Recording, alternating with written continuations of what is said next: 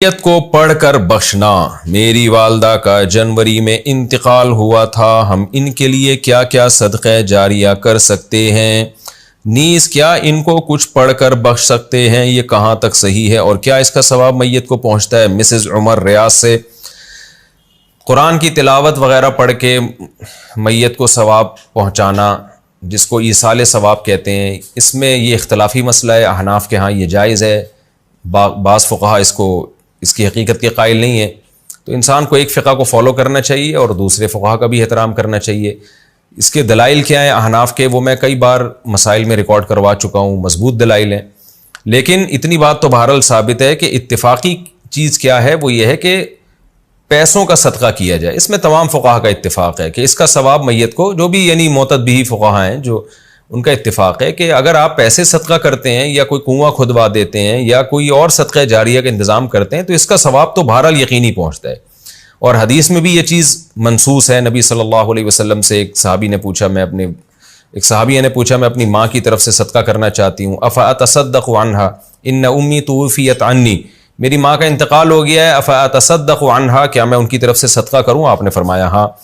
تو اس لیے زیادہ فوکس جس چیز کو کرنا چاہیے وہ ہے پیسے صدقہ کریں اپنی والدہ کے لیے، اور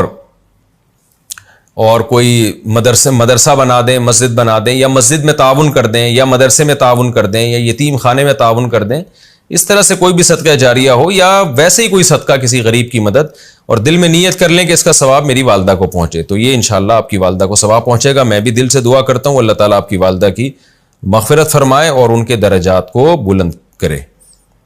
قرآن بخشنے کا طریقہ کیا ہے؟ قرآن مجید بخشنے کا صحیح طریقہ کیا ہے؟ کہتے ہیں کہ پہلے الحمد شریف پڑھے گا، پھر حمد و ثنا کرے گا، پھر تینوں قل پڑھے، پھر اس کے یہ کہے کہ اس کا ثواب ہمارے نبی صلی اللہ علیہ وسلم کو اور اس کے بعد حضرت آدم سے لے کر قیامت تک آنے والے تمام انسانوں کو پہنچائے، پھر آخر میں جس کے لیے قرآن پڑھا گیا اس کا نام لے کر بخش دے۔ کیا یہ طریقہ صحیح ہے؟ آفرین انڈیا سے۔ دیکھیں، قرآن بخشنے کا کوئی مخصوص طریقہ صحابہ سے ثابت نہیں ہے، صرف اتنا ثابت ہے کہ نبی صلی اللہ علیہ وسلم نے صدقہ کرنے کا حکم دیا ایک صحابیہ کو کہ وہ اپنی ماں کے لیے صدقہ کریں۔ تو اس سے علماء نے استدلال کیا کہ صدقہ بھی ایک نیکی ہے، تو کوئی بھی نیکی کسی کے لیے بھی کی جا سکتی ہے۔